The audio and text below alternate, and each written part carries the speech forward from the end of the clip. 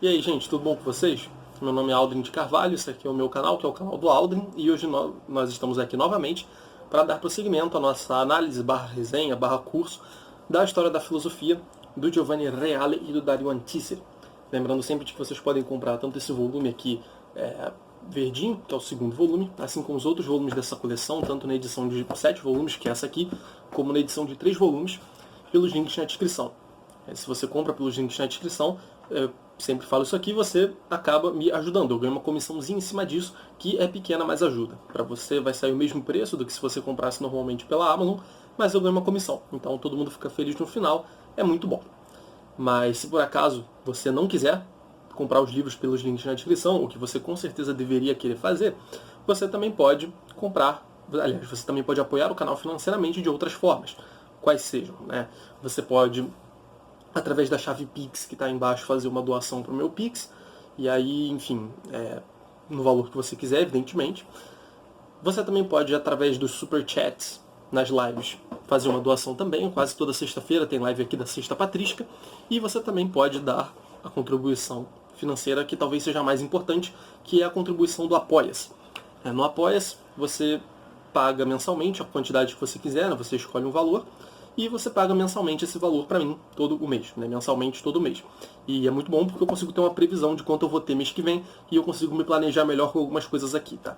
Então, essas são as opções. E você, se comprar pelo Apoia-se, né? Se você apoiar o canal financeiramente pelo Apoia-se, você vai fazer parte desse grupo lindo, composto por 8 pessoas maravilhosas, ou 9, eu não lembro agora, acho que são 8, são 8, composto pelo Luiz, pelo Nivaldo, pelo Pedro Barbosa, pelo Pedro Henrique, pelo Matheus Reis e também por outras 2 pessoas que estão com o status privado, portanto, provavelmente não querem ser mencionadas.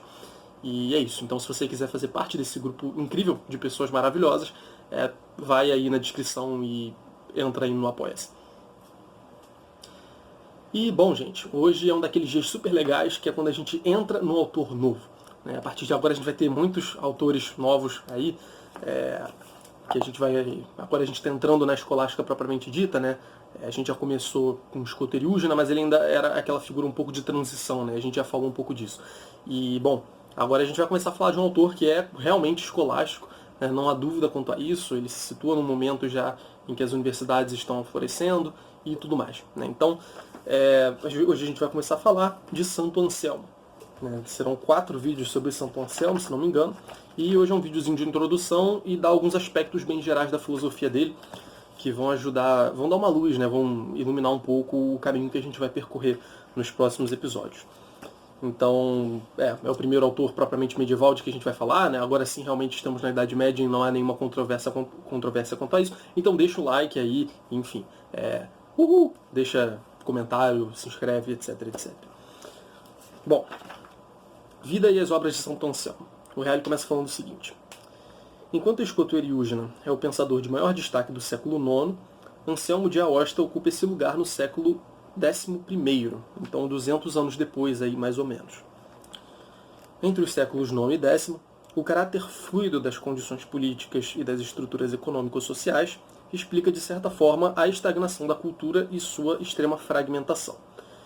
Ele fala aqui que é um período de transição geral, mas no século XI a gente tem um reflorescimento de vida em vários níveis, né? Principalmente no nível intelectual, que, enfim, vai ser o foco aqui da explicação dele. Então, quando a gente está falando de século IX e de século X, a gente está falando de um momento de transição ainda, que tecnicamente, por mais que já seja a Idade Média com certeza, né, a gente tem esse período que muitas mudanças estão acontecendo e a Idade Média ainda vai chegar a ser aquilo que a gente entende por Idade Média, né? Quando a gente imagina as catedrais, quando a gente imagina os hospitais, quando a gente imagina as cruzadas, quando a gente imagina as universidades. Então, essa Idade Média ainda está se construindo nesse período. Aqui, esse período, ele coloca século IX, século X. Mas aí, no século XI, a gente já tem... a gente já começa a ter um reflorescimento aí de cultura, de filosofia e tudo mais. Mas o Reale fala um pouquinho aqui sobre antes, né? Ele fala aqui que antes, enfeudada ao Império, a Igreja começa a se mover. E por volta de meados do século, dá vida a uma reforma radical de suas instituições. O combate às investiduras, que é uma luta contra o Império, né? Então é uma luta contra uma parte do poder imperial que tentava se meter nas questões da igreja, né? Nomear bispos, enfim. Essa é essa polêmica das investiduras, né? É mais ou menos nessa direção. Então a igreja está começando a se separar do Império de uma maneira mais definitiva, né? Começa a ganhar um pouco mais de autonomia. As cruzadas começam a acontecer, e ele fala que esse combate às investiduras e às cruzadas constituem duas expressões significativas desse redespertar, que tem seu ponto de partida na abadia de Cluny e na velha ordem beneditina, a qual se juntam novas ordens, como a dos cistercienses e a dos cartuchos. Então várias ordens religiosas vão começar a seguir e vão começar a revigorar espiritualmente ali esse contexto, né? E ele fala aqui que, pois bem, o filho mais ilustre da família beneditina, que compreendeu mais do que ninguém a necessidade de viver e apresentar à fé um novo e mais articulado contexto de vida, foi precisamente Anselmo de Aosta, ou Anselmo da Cantuária, né? A gente já vai falar aqui sobre os lugares por onde ele passou e por que ele é conhecido por essa diversidade de nomes. Mas, enfim, Anselmo de Aosta ou Anselmo da Cantuária, com o qual nasceu a teologia centrada no instrumento da razão, a ponto de ter sido chamado de o primeiro escolástico autêntico. Então, como eu falei no começo, aqui a gente está agora diante de um autor que é de fato escolástico, né? Já não é mais um autor de transição, né, que tem essa ambiguidade ainda, um pezinho de um lado, um pezinho do outro, servindo como uma ponte entre Idade Antiga e Idade Média, né? A gente não tem mais isso no caso do Santo Anselmo. É de fato um autor que é realmente escolástico. E, enfim, e a gente vai ver que essa pegada dele é uma pegada que vai se manter ao longo dos próximos autores, né? Que, enfim, são bem diversos os próximos autores. Então, aqui começa, então, com Anselmo, uma teologia centrada no instrumento da razão. Então, a razão vai começar a ter um papel muito mais significativo agora. A gente já fez um vídeo sobre a escolástica, já falou um pouco de como que a razão vai tender a funcionar mais ou menos na Idade Média. Então, se você quiser voltar aí para ver, dá uma olhada lá, a gente aprofunda um pouco mais essa questão da razão de maneira geral. Qual vai ser o papel dela na Idade Média, qual a relação dela com a fé, enfim. Aí beleza, aí o Reale começa a dar um pouco da biografia de Santo Anselmo. Nascido em Aosta em 1033, então ele nasceu em Aosta, né? Aosta é a cidade de nascença dele. De família nobre, Anselmo deixou a casa paterna com a morte prematura da mãe, passando a peregrinar por vários mosteiros na França. E, por fim, ele ingressou no mosteiro beneditino de Bec, na Normandia. Inclusive, ele também é conhecido como Anselmo de Bec. É outro nome pelo qual ele é conhecido. Nesse período, entre 1076 e 1077, ele escreveu as obras mais famosas. O Monologion, ou seja, o solilóquio, né, uma conversa sozinho, e o Proslogion, né, um colóquio. Seria assim. Então, o Monologion e o Proslogion são duas das obras principais dele. Provavelmente as duas principais mesmo, e a gente vai falar bastante sobre essas obras ainda nos próximos vídeos. Que é no Proslogion que ele coloca... ele desenvolve várias questões acerca da natureza de Deus, enfim, fala da Trindade e tudo mais, e desenvolve algumas provas a posteriori da existência de Deus. Então ele conclui a existência de Deus a partir da experiência, a partir do mundo como ele é, né, subindo dos efeitos às causas, como a gente já viu várias vezes. E no Proslogion, que é onde ele vai desenvolver o famoso argumento ontológico, né, nos primeiros capítulos. A gente vai ter oportunidade de falar disso daqui a 2 vídeos, se não me engano. Então, já nesse comecinho, né, quando ele estava no mosteiro de Bec, que ele escreveu essas 2 obras principais. E aí depois ele foi eleito para abade, em 1078, e aí escreveu sobre o gramático, sobre a verdade, do livre-arbítrio, da queda do diabo, e enfim, também escreveu um livro sobre a Trindade e da encarnação do Verbo. Então, vários temas aí teológicos e filosóficos, enfim. É um autor que está falando muito, percebam, né? O tema não é só coisas da fé, né? Ele fala aqui, da verdade, né? Tem esse dogramático também, que é uma questão de lógica bem interessante. Infelizmente o Reale não vai pegar isso aqui, né? É uma questão bem legal. E, enfim, ele tem um tratado sobre isso, onde ele dialoga com, se não me engano, é Prisciano, que é um gramático daquela época, e com Aristóteles. É bem interessante, né? A gente já vê no próprio Anselmo essa coisa bem lógica que vai marcar bastante a Idade Média, né? A Idade Média é conhecida em grande parte por isso, né? Pelos desenvolvimentos lógicos, né? Pela precisão lógica que tem no discurso, nas refutações, nesses vai-e-vens da filosofia, né? É bem interessante. E aqui a gente já vê, então, Santo Anselmo tendo essa pegada bem lógica mesmo, apesar de que o Reale não vai falar disso aqui, como a gente já falou. Bom, aí depois ele foi nomeado arcebispo de Canterbury, na Inglaterra, né, da Cantuária, né, o arcebispo da Cantuária, que inclusive, se não me engano, hoje em dia, né, a diocese ali de Canterbury é onde fica tipo, o bispo principal lá dos anglicanos, né? Ali, quando Henrique VIII cismou com a igreja, a Catedral de Canterbury, né, a arquidiocese de lá, ela passou a fazer parte do anglicanismo, né? Então, desde então que eles estão mais para lá do que para cá, vamos dizer assim. Mas é interessante que aí o bispo de Canterbury continua lá até hoje, né? E aí é o bispo principal lá. Eu acho que só abaixo da rainha, que não é um bispo, mas enfim, eu não sei como funciona direito. Mas de qualquer forma, a rainha ou o rei tem um poder principal, né? E abaixo dele está o bispo da Cantuária. Se eu tiver falado alguma besteira aí, alguém, por favor, comente. Mas é interessante isso, né? É uma diocese que é bem importante ainda nos dias de hoje, né? Tem um protagonismo lá na Inglaterra. E ele fala que foi, então, nomeado arcebispo de Canterbury, envolveu-se longamente com Guilherme II, o Ruivo, e seu sucessor Henrique, sobre a questão das investiduras eclesiásticas, de que a gente já falou. E aí foi que iniciou a elaboração do Cur Deus Homo, né? Porque Deus se fez homem, que concluiria na Itália, onde permaneceu de 1097 a 1100, exilado por Guilherme. Né? Então ele foi exilado e, bom, acredito que ele tenha morrido por lá. Bom, aí ele fala aqui. Não morreu por lá não. Falei besteira, não morreu por lá não. Aí fala aqui que nesse período, estimulado pelo Concílio de Bari, de 1098, do qual participara, escreveu o De Processione Spiritus Sancti, né, da processão do Espírito Santo. E aí depois ele viveu os últimos anos em Canterbury de novo, onde escreveu De Concordia Prescientiae et Predestinationis et Gratiae Dei cum libero arbitrio, né? Sobre a concórdia, da presciência e da predestinação e da graça de Deus, né, com o livre-arbítrio do homem. Então percebam como é um autor que está aí em várias áreas, né? Está trabalhando várias problemáticas. Essa questão do livre-arbítrio e da predestinação é um ponto bem interessante da filosofia dele. A gente vai ter um episódio para falar disso. E ele fecha aqui falando que Santo Anselmo morreu em 21 de abril de 1109, no momento em que se dedicava a meditar sobre a origem da alma. Né? Então o cara estava entrando aí em mais um assunto, mas aparentemente não escreveu muito acerca disso.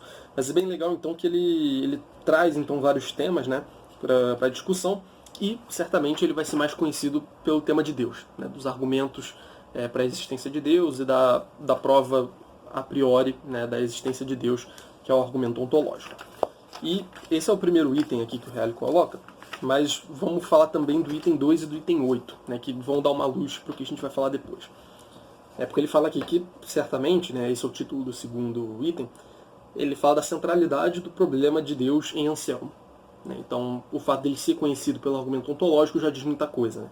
Deus, de fato, tem um lugar bem privilegiado ali dentro da concepção da filosofia do Anselmo. Né?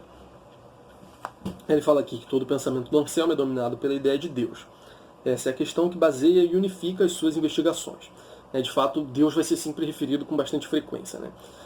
Isso é relativamente natural com autores cristãos, mas a gente vai ver que Deus tem um papel interessante em algumas questões. Enfim, é difícil dar spoiler aqui sem começar a explicar o que a gente ainda vai ver. Mas ele fala aqui que tal distinção... E ele fala aqui que a esse propósito, eis uma primeira distinção que ele faz que é muito importante e que vai basear os argumentos, né, de que a gente vai falar. Ele vai falar que uma coisa é falar da existência de Deus e outra coisa é falar da natureza de Deus. Então, uma coisa é dizer que Deus existe, né, chegar a essa conclusão pela razão, enfim, dizer que Deus existe. E uma outra coisa é dizer que Deus, dizer o que é Deus, né? Dizer qual é a natureza de Deus, né? Qual é a essência dele, o que ele é de fato, né? Não apenas que ele existe. Então essa distinção é muito interessante, né? São duas posições diferentes. Uma coisa é perguntar se algo existe, outra é perguntar o que é esse algo, né? Parece meio óbvio, mas enfim, é interessante, é importante ter isso em mente quando a gente vai especular acerca de Deus, né? Que é uma noção tão obscura, enfim. E ele fala aqui que essa distinção torna-se clara no Monologion, onde ele formula as provas a posteriori da existência de Deus, né? A posteriori dos efeitos para a causa da existência de Deus, sendo deixada de lado no Proslogion, onde ele formula o argumento ontológico, né? Então, o argumento ontológico de Santo Anselmo é precisamente uma prova da existência de Deus a partir da natureza do próprio Deus. Então, uma vez que você sabe o que Deus é, a partir dessa definição mesma, né, dessa atribuição que se faz a Deus, você necessariamente conclui que ele existe. É bem interessante, um argumento muito famoso, continua até hoje aí na filosofia, né? Eu sei que tem uma galera da filosofia analítica que curte, e enfim, é um argumento que está dando o que falar até hoje na filosofia, né? Então não subestimem. E no Monologion, como eu falei, ele vai falar das provas a posteriori, né, que vão muito mais chegar à existência de Deus do que propriamente falar muito sobre a sua natureza, né, dizer o que é Deus, o que o distingue de qualquer outra coisa que seja, né. Mas enfim, a gente vai ter tempo de tratar dessas coisas, e no próximo vídeo, inclusive, a gente vai falar precisamente disso, das provas a posteriori da existência de Deus, e depois, no vídeo depois do próximo, a gente vai falar sobre o argumento ontológico, finalmente. E aí eu queria passar para o item 8 aqui, porque o item 8 que ele coloca, o item 8 que ele coloca é características do realismo de Anselmo. E eu acho que é interessante ler isso agora, porque não valeria a pena deixar isso sozinho para o final, e acho que encaixa muito mais na introdução do que em qualquer outra parte. Até porque, enfim, na introdução fala algumas características do pensamento dele, né? Bom, ele fala aqui que a primeira característica, que condiciona todas as outras, né, do pensamento de Santo Anselmo, é representada pela unidade e perfeita correspondência entre linguagem, pensamento e realidade, ou mútua remitência entre lógica e mundo, ou entre res e voces. Então é uma unidade e uma correspondência perfeita entre o que a gente diz, a linguagem, o pensamento que a gente pensa, e a realidade, né, as coisas como elas são de fato. Então existe um realismo nesse sentido, né, uma correspondência direta entre essas coisas. Ou mútua remitência entre lógica e mundo, né, lógica e mundo. Ou entre res, né, coisa, e voces, né, a voz, o nosso expressar a coisa, né, como a gente se refere à coisa. Então essas coisas estão muito interligadas, né, não existe digamos assim, não existe um processo de perda aí no meio, né, existe uma correspondência perfeita, segundo ele aqui. Ele fala aqui que a realidade corresponde aos conceitos, e a remitência dos conceitos à realidade é fruto de um movimento objetivo. Anselmo defende, então, uma concepção realista dos universais, assunto de que trataremos no capítulo seguinte.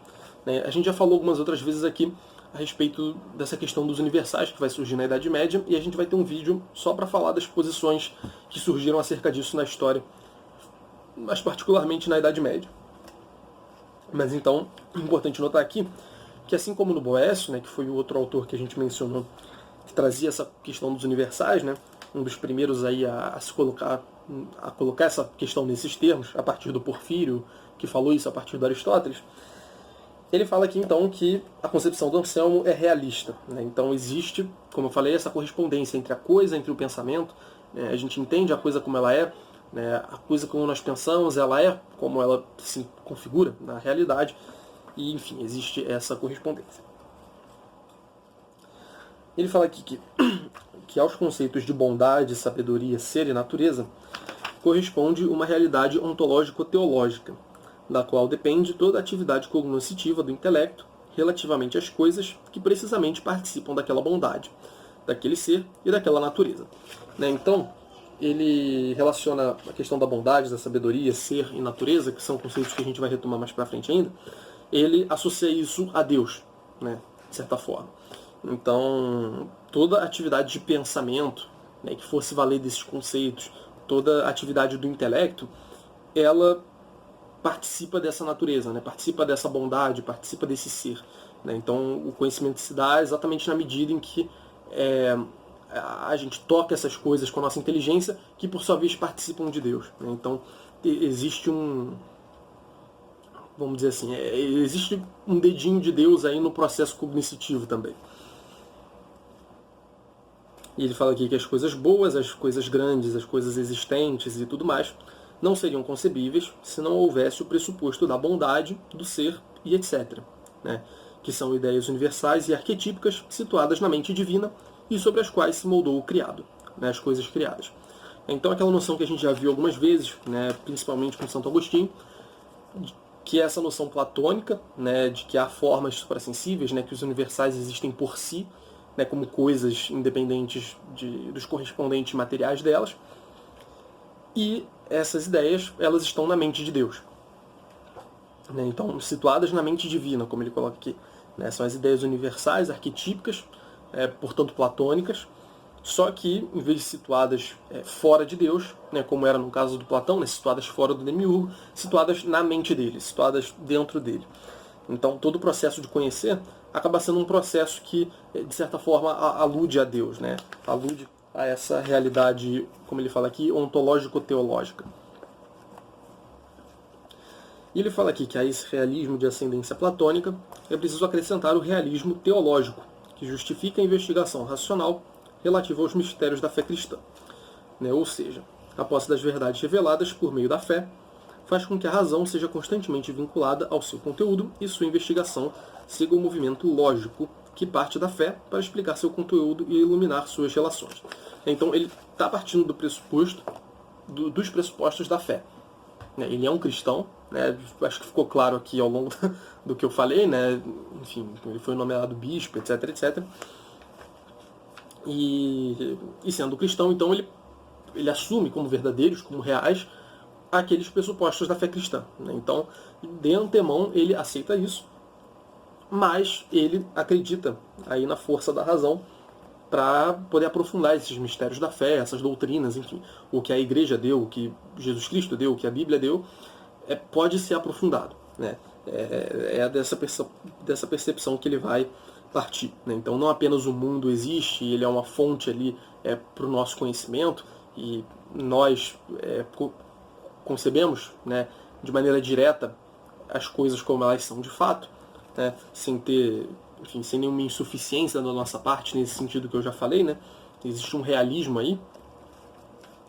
Ele também aceita como reais e como fontes de dados para você elaborar a filosofia, poder pensar a realidade e tudo mais, a doutrina cristã, né, a doutrina dada pela igreja, né, trazida por Jesus Cristo, enfim, vocês já sabem como isso funciona. Né? A gente tem vários vídeos aí falando sobre a doutrina cristã. E, bom, é basicamente isso. E, bom, gente, esse foi o vídeo. Eu espero muito que vocês tenham gostado. Foi apenas uma introdução, falando questões bem gerais acerca da filosofia de Santo Anselmo. E, no próximo vídeo, a gente vai falar sobre as provas a posteriori da existência de Deus. Né? Os raciocínios de Santo Anselmo, a partir dos quais ele chega à existência de Deus, partindo das coisas, né? Partindo do mundo como ele é, enfim, partindo dos efeitos e ascendendo as causas até chegar a Deus. Enfim, vamos falar disso no próximo vídeo. Até semana que vem, ou até daqui a 2 dias. Enfim, não sei quando eu vou postar, mas enfim, valeu.